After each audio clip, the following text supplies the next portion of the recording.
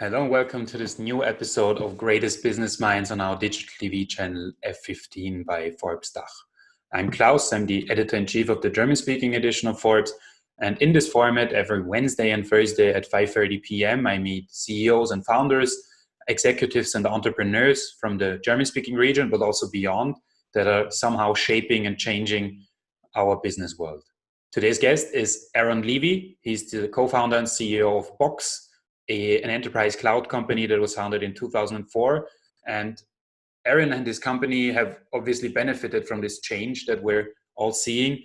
But he's also talked about this period as one of the most transformative we've seen when it comes to business, because he thinks that the way we work, the way we collaborate, the way we also organize our digital infrastructure will change for good and in the long run. I'm excited to hear how he will build his company or rebuild Box as a maybe fully remote or hybrid company, and what he has to say about how he will adapt his business model and the revenue streams to fit this new normal that we're all seeing today. Aaron, thank you so much for taking the time and joining us. Hey, thanks for having me. As I said in the intro before, you've said that this will be one of the most transformative periods of business ever. We see many parts going back to kind of normal. People stopping to wear the masks around here. And feeling sort of as if the pandemic is over, which it's not. What do you think is the most long-lasting effect that we will see? What was so transformative about this period we've seen? Yeah, the thing that was most transformative is that we've never run this global experiment of people working from any device, any location, anytime, moving their work to virtual platforms, collaborating completely in the cloud, being on video conferences all day long. And while there's a lot of things people have missed about the way that we used to work in an office with other people, there are a lot of benefits that we've equally experienced, where when your workplace can move from really being constrained to one physical environment to being able to work across time zones and work across geographies and work across departments and all layers of the organization, we're seeing an all new level of productivity in ways that companies can run that we think is going to last well past the health risks and the health environment that we're in right now. So we imagine that the future of work is going to be one that is really digitally driven, where there's a digital workplace that is at the center of how we work, where we're able to collaborate in the cloud, we're able to work and move more and more of our business to these virtual settings, even when we go back to an office and even when it's healthy and safe to do so. So we think that the future of work is one that is much more dynamic than the old way of working, one that is way more collaborative, and one that is way more digitally driven. Before we dive into the details of what that actually means for businesses around the world, for Box, how much do you think this shift that we're seeing or possibly will see also continue in the future is owed actually to this pandemic and to this social experiment, as you call it? And how much is owed to this idea of building a tech hub, of having one or two or three, Silicon Valleys or Shenzhen or whatever is actually, expired, so to say, because people just cannot make it happen anymore? How much would you say is owed to either one of those things? I think it's mostly owed to the fact that we're all together living in this experiment where we can hop on a video call with a partner in Germany or a partner in Japan or a partner in Australia, and it's so much easier to communicate and move our businesses forward. Where it used to be that you might have to schedule a meeting a month or 2 months or 3 months out into the future, and it would take so long to coordinate all of the different parts of the business that you had on that across a global supply chain. And now that we've moved the business to the cloud and moved business to virtual and digital ways of working, it's just so much more seamless to work in this way. And so yes, there's a dynamic where some of the talent hubs are reaching their peak in Silicon Valley and in other markets. But ultimately, I think it's much more that because we've been able to work in this way successfully, and because companies have been able to be successful at innovating on their products and serving their customers and driving new product delivery, that is teaching us that this is a viable way of working in the future that is very successful and that will continue to be carried forward even when it's, again, safe and healthy to go back to the office. So if you actually, I mean, there are some companies that have already, before this pandemic, organized themselves in a fully remote way. One of the more prominent examples is Buffer. If you look at your company, you have, I think, 2,000 employees, give and take. If you look at that and you go into really fully remote, people can work from wherever they want, they can be wherever they want, you can hire wherever you want. What are the pros that you think make this, ideal, but also what are the obstacles or maybe cons that are associated with this? Yeah, well, the pros are that you have this global talent pool that lets you tap into billions of people, literally globally, that you would not have been able to access before, and that's amazing, because in it's fairly arbitrary that people can only work at companies that they're geographically proximate to. Like that's an incredibly arbitrary concept in the digital age, when fundamentally anybody is able to work from anywhere and contribute to any organization wherever that organization might be based. And so the real power is that you can bring together talent from all around the world. You can make sure that will make you much more competitive on a global basis, because imagine being a startup right in the center of Silicon Valley. You're always competing with Google, you're always competing with Facebook, you're always competing with companies like Box. And so if you're a 3 or 5 or 10 person startup, why not get talent from anywhere around the world that you can pull from? So that's one of the big benefits. I think there's another benefit, which is it ends up creating more flexibility in how people work. Being able to work from home, being able to work from different locations, you can spend more time with your family, you spend less time commuting, you don't have to do business travel. There's a lot of benefits to that style of work in just your own personal life that creates more flexibility for people. Now, the downside is that for a really large organization or a large enterprise like Box, you have a variety of different types of employees. Some people want to go into an office. They want to be able to meet with and interact with other people in person. They want to be able to, maybe it's new people just coming into their career. They want to be a part of a community, not just a job. And so they want to be able to go and interact and spend time with other individuals, maybe get mentorship, maybe do more networking.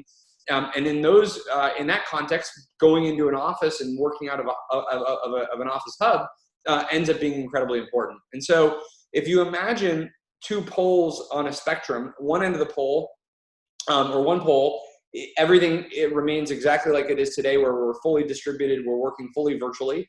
I don't think that'll be the future, because people want to be able to go into offices. Conversely, if you imagine what the world looked like 6 months ago, where we all went into offices except for Buffer or Automatic or GitLab, but most companies went into an office. I don't think the world's going to look like that either, because you have enough of an experience now where people are saying, wait a second, this is a better way to work sometimes. And so what I think the future is going to be is one that is hybrid, and one where there's just more flexibility, where people can work from anywhere. They will have the ability to have lower commutes. They won't have to do as much business travel. They'll be able to work in different locations, and a higher percentage of people will have remote work. But that doesn't mean that offices go away for the long run.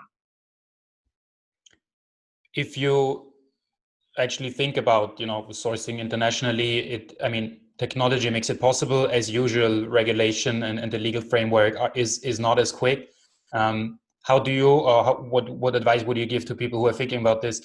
If they want to hire someone, usually in many countries of the world, you would have to set up a subsidiary to employ people. Then you're stuck with freelancing contracts. It makes people maybe feel like they're not as equal as other people that are employed. So how do you deal with actually employing people around the world, and how can you create the company culture so they feel included as well? Yeah, well, I'm not an expert in employment law, so I probably can't give you the best answer on that. I've seen some great startups that have emerged. There's a cool company that I just heard about a few weeks ago called remote.com that helps you with remote hiring and be able to hire people in a distributed fashion. But that's not my area of expertise, so I can't really comment on that. What I'd say is on culture and alignment, I think that companies have a huge opportunity to create more collaboration, more transparency, more of an open culture in this virtual and remote way of working, because you can get your whole company all together in one virtual room instantaneously, where people can hear the latest about the business, the latest on the mission, the latest strategy.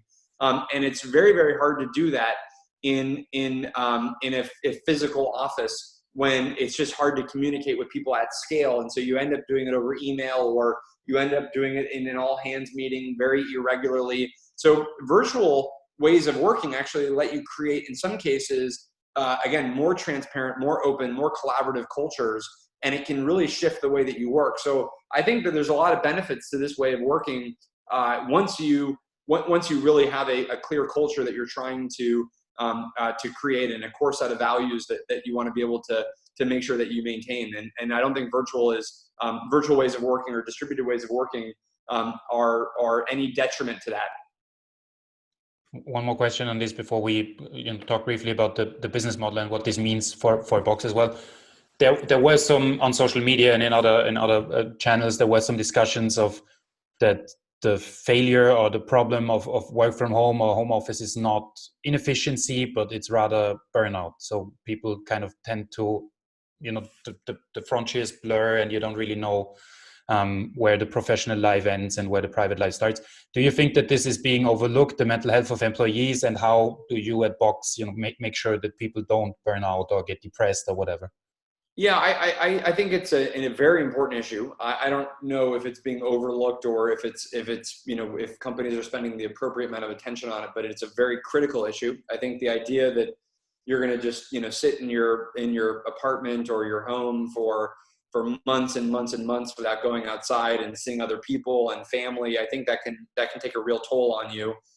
Or people are dealing with massive distractions, family issues that they're dealing with, and other kind of personal events in their life.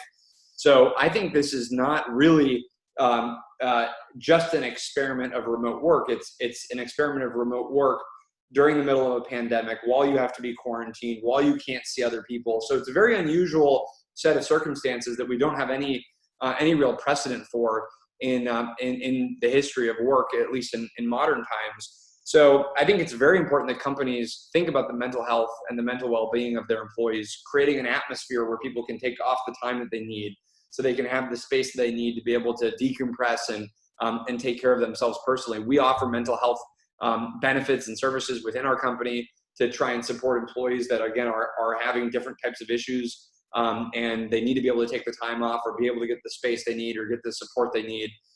But this is going to be a really important topic for companies to care more about.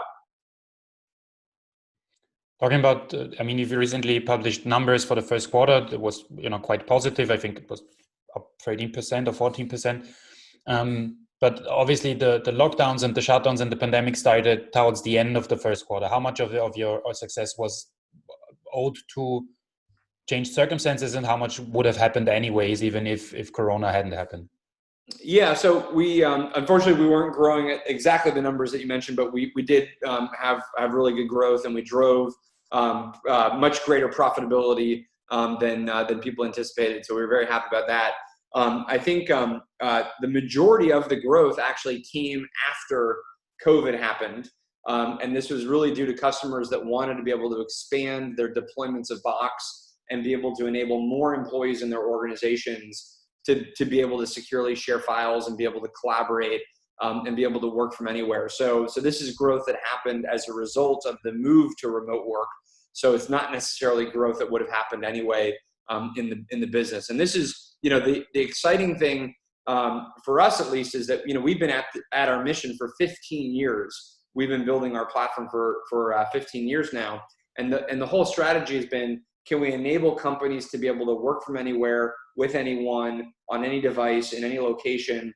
And now that vision is very clearly, I think, playing out as being really an important issue that businesses now have to be able to respond to. And so we're purpose built to be able to help our customers in this environment. And we're obviously very, very focused on making sure that we can support our customers as they're dealing with this, again, very unusual, very unprecedented business event. How much of how you built Box and how you structured your business model and your services has already set you up well for what's coming, this drastic change to remote work, digitalization, and how much do you think you will adapt what you offer, how you work, which revenue streams you have, reacting to this new new Yeah. circumstances? Well, I think we're building off of the foundation that we've already put in place, which is to be a secure platform for content management and collaboration and new ways of working. But at the start of COVID in America, at least, we did pivot very quickly to focus on helping our customers with their remote work use cases. So we've invested a lot in new product development that helps customers with better collaboration and better integrations with products like Zoom and Slack and other tools. We just announced just yesterday an all new set of features around our workflow automation capabilities. So can we help people automate their digital business processes and create much more seamless digital experiences for their customers and across their supply chain? So we've very aggressively pivoted our product strategy to support our customers' new use cases that they have, but it's built on the foundation that we've already put in place coming into this year, and really the past decade of innovation we've been driving. Talking about the bigger market picture that we're seeing, I mean, you're not the only ones who are trying to win customers when it comes to cloud services. There are some giants you're working against or sort of competing with. What's the spot that Box is hitting that others aren't, or what are you offering that the big giants cannot offer to clients? Yeah, I think we focus on really just one category of technology, which is content management and collaboration, and we're the only cloud-only purpose-built company focused on this problem. And so when it comes to data security or workflow or platform services and APIs, we believe we've put together the best offering for customers that's simple, that's easy to use, that's secure, and we feel like we again have put together the sort of most advanced technology in this space. So this is why we have nearly 100,000 customers globally. We have nearly 70% of the Fortune 500 that use Box to be able to share and collaborate and work from anywhere. And that's really, I think, been driven by the fact that we've been building the leading platform in this space for now nearly 15 years. Final question to kind of conclude: what in the last few weeks has happened or has been made possible within Box or generally in society or in business that you would have bet before is impossible to make happen? Well, I think there's been a lot of shifts recently to now companies really thinking about their business as a digital first business, and so we are certainly we're going from companies thinking about how do I enable a remote workforce and a digital way of working, and now companies are starting to think about how do I deliver a digital business model and digital experiences to my customers, to my partners, to my suppliers. So what's really exciting for us is that we're seeing many companies go and reimagine and transform their core experiences and their core value propositions. So in healthcare, we're seeing a rise in companies deliver telemedicine and digital medicine experiences. In banking, we're seeing a rise in fintech services and digital banking services. So in every single industry, whether it's government or financial services or life sciences or retail, companies are taking a digital first approach to going and serving their customers. And that is happening at a pace and a speed that really could never have been imagined previously. And that's what I think is very exciting. What we're really optimistic about at Box is that this is going to really kind of transform how companies operate in the future, and again, a very, very quick fashion. All right, Aaron, thank you so much for taking the time. Thanks for joining us. Thank you everyone for watching this. If you don't want to miss any of our videos, click the subscribe button so you get delivered everything at the time we publish it. Please tune in next time when we meet another business mind, either from the German-speaking region or as today from international. And thank you so much. Thank you, Aaron. Thank you.